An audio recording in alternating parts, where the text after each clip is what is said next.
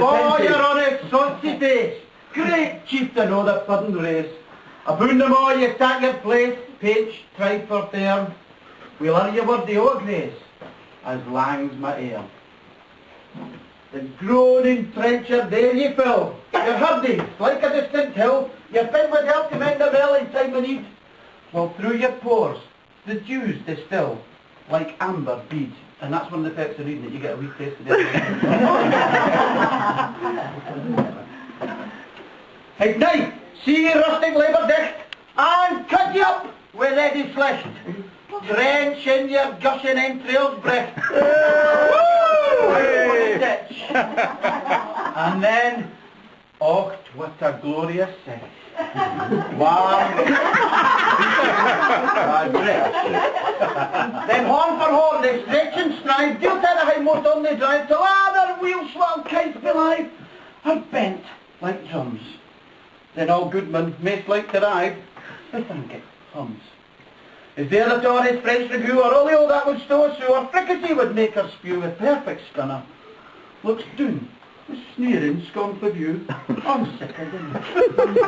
Poor devil, see him out, his trash, his feckless as a withered rash, his spindle shanker get wet lash, his knee a net, through bloody floods and fields to dash. Och, how unfit. But mark, the rustic hag is fed, the trembling earth his downseas tread, clapping his welly never blade, he'll mack it whistle, and legs and earth and heat will spread, like taps in the snow. Ye powers swarm make mankind their care, and distamute their bill of fare. All Scotland wants nae skinking ware that jots in luggies.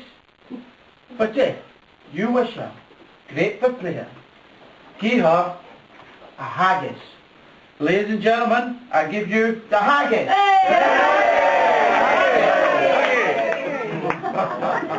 Because this comes round and resolves itself, honestly. As Sarah knows me really well, okay, don't you, Sarah? And she knows that there's two things I really hate, all right, and that's one of them is intolerance, okay, Andy. And the other one is Catholics.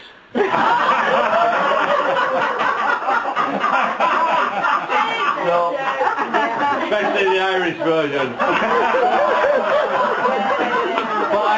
but I am of course joking. No, you're not, yeah. Because if you didn't jack knickers out, go on.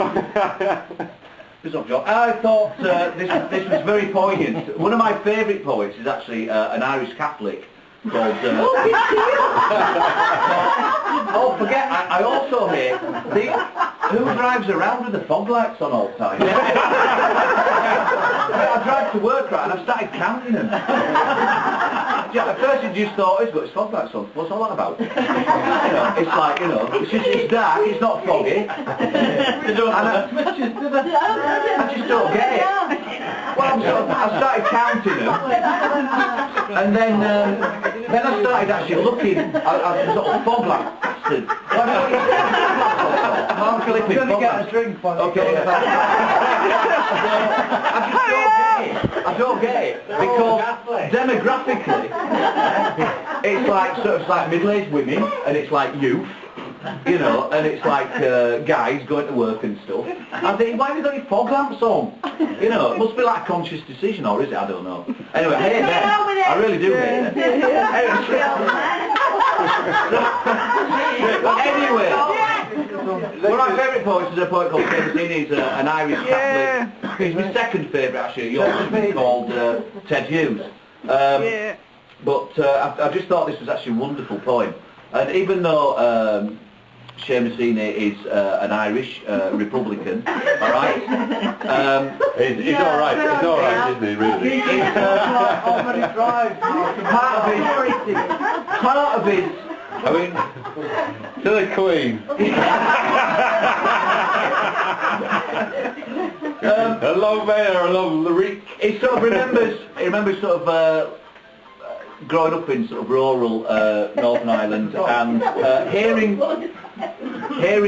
he thought the voices of Burns, he could hear it in the air and in the conversations, and this is I think, really poignant because it's a tribute from an Irish Catholic to a Scottish Presbyterian. All right, and obviously Seamus Heaney just loved Robbie Burns.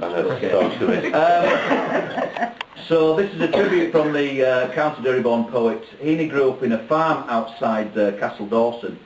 Come no surprise to fans that he's often spoken of the impact of Robert Burns' work on him in his youth. And he says, the way Burns sounded, his choice of words, his rhymes and metaphors, all that collapsed the distance I expected to feel between myself and the schoolbook poetry I encountered first at Anorish Elementary School. He didn't fail the muse, or us, or himself as one of poetry's chosen instruments. And it's called A Burl for Burns. From the start, Burns' burl and rhythm, that tongue the Ulster Scots brought with them, the stick to still in County Antrim was in my ear. From east of Barn it westered in on the Derry air. My neighbours loved and brummed and blowed, they happed themselves until it thawed. By sapes and styles they thralled and shredded thistles, and when the rigs were braked and hoed, they'd wet their whistles.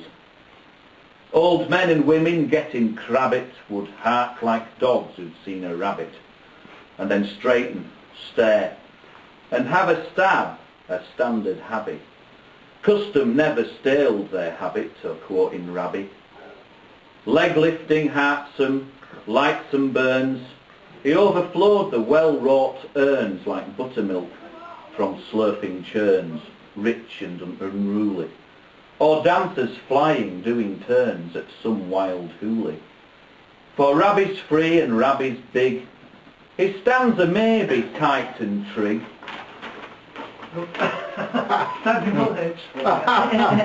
but once he sets the sail and rig, away goes like Tam O'Shanter o'er the brig where no one follows.